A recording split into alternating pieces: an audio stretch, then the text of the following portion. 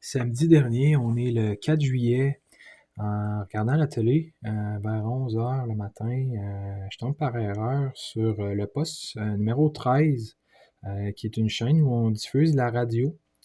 Donc le nom de la chaîne, c'est Canal M. Euh, donc après quelques minutes, je réalise que c'est une émission spéciale sur le country, sur la musique country. Puis je vous dis, ça a été vraiment une très belle émission. Donc avec un contenu là, principalement musical, entremêlé de faits saillants, de détails sur l'histoire du country. Donc un style de musique là, qui est apparu vers les années 1920 dans le sud-est des États-Unis, qui était issu là, des folklores écossais, gallois, irlandais, et tout ça là, avec une belle animation. J'ai particulièrement apprécié une chanson qui s'intitule Big Iron de Colter Wall. C'est une reprise de la ballade du même nom de Marty Robbins qui était parue en septembre 1959. Donc, je voulais partager ce moment-là. Merci aux artisans derrière ça.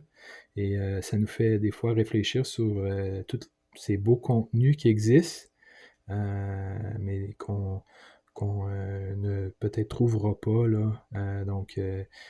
C'est le sculpteur, je pense Armand Vaillancourt, qui disait un jour, il y a des arbres dans la forêt qui sont très beaux, dont on n'entend pas parler, mais qui sont là quand même. Donc, et ça nous fait aussi réfléchir sur les choses qui nous trouvent des fois par erreur, ou peut-être qu'on devrait dire par chance, et qui peuvent avoir un impact sur nous, nous toucher autant des fois que les choses qu'on choisit consciemment. Donc, c'est ça. Ensuite, passons à un segment portrait. Quand Roger Brulotte est décédé, plus tôt cette année, il y a eu une émission hommage et elle nous a fait voir de très beaux montages là, vidéo où l'on pouvait entendre la force de description des matchs de Roger, aussi le voir lui-même lors de certains événements. Et à un moment donné, durant de ces montages-là, on voit Roger en compagnie d'un animateur dans un décor de talk show de fin de soirée qui me dit quelque chose.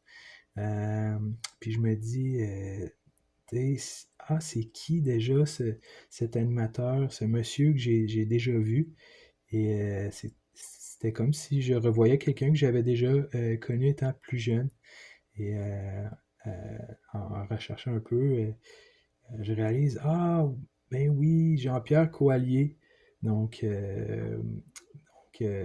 et ça me fait dire, c'est une belle marque de ce que quelqu'un laisse derrière quand, disons, il y a eu assez de temps qui se sont passés pour que son nom te revienne pas nécessairement, pas tout de suite, mais que tu n'as pas oublié les bons sentiments là, associés à cette personne-là. Donc, je voulais aussi peut-être terminer avec ce segment-là, portrait, avec une touche biographique euh, avec l'aide de Wikipédia. Donc, Jean-Pierre Coallier est né le 16 novembre 1937 à Montréal. Dans les années 50, il commence sa carrière à la radio à Sudbury, en Ontario. En 1959, il devient animateur de nouvelles à Timmins. En 1961, il se joint à l'équipe de Télémétropole dès son ouverture cette année-là.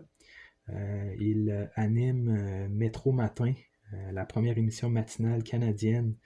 À la télé, il anime ensuite en 65 Jeux d'hommes, en 67 Les Enfants de cœur, de 69 à 71 à la seconde, de 71 à 72 Ce soir Jean-Pierre, de 86 à 95 Adlib, donc l'émission justement dans le montage sur Rogers, fait amusant, donc à savoir les deux premiers invités à Adlib étaient Jacques Normand et Roger Beaulieu, donc de façon un peu impromptue.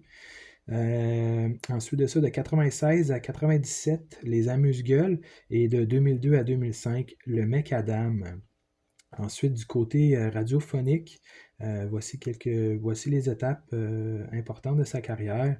De 68 à 99, CFGL FM, station lavalloise, qu'il a créé avec Roland Saucier. De 77 à 97, CIME FM dans les Laurentides. De 77 à 99, CIEL MF à Longueuil. De 92 à 97, CJLM FM dans la Nodière. En 98, il ouvre Radio Classique à Montréal, station située au parc Jean-Drapeau. Et en 2007, Radio Classique Québec à Québec. Il va être actif dans ces deux stations-là jusqu'au moment de sa retraite en 2014. On se souvient également qu'il a été le porte-parole du fabricant de pneus Goodyear au Québec. En terminant là, ce segment-là, si je vous posais la question, quel est votre animateur de talk show de fin de soirée favori dans l'histoire? C'est-tu Dick Cavett? C'est-tu peut-être Johnny Carson? Ou peut-être David Letterman? Donc, ça porte à discussion. Enfin, pour terminer aujourd'hui, passons de Adlib, qui est une diminutif de ad libitum, qui est une citation en latin. Donc, passons de ça à Marcus Aurelius, donc Marc Aurèle, un empereur romain. Et j'ai récemment pris connaissance qu'une de ses œuvres était acclamée comme, disons, étant l'un des plus grands écrits de tous les temps. Le titre, c'est Penser pour moi-même. Et je me suis demandé si j'avais un livre, peut-être avec des passages de Marc Aurèle. Je me suis mis à regarder dans un gros livre de citations que j'ai. Et oui, j'en ai trouvé. Il y avait 4 citations de lui dans ce livre-là. Et donc, je m'en laisse un peu au hasard, si on veut, et au hasard de ce livre-là, et je vous les présente traduites en français. Donc, ça va comme suit. La première: un homme ne fait pas de bruit pour une bonne action, mais passe à un autre. Numéro 2, l'art de vivre, c'est plus comme de la lutte que de la danse. Numéro 3, la perte n'est rien d'autre que du changement, et le changement est le délice de la nature. Et numéro 4, en ce qui concerne la mort, ne soyez ni négligent, ni impatient, ni méprisant, mais attendez-la comme l'une des procédures de la nature. Sur ce, merci et je vous dis à la prochaine.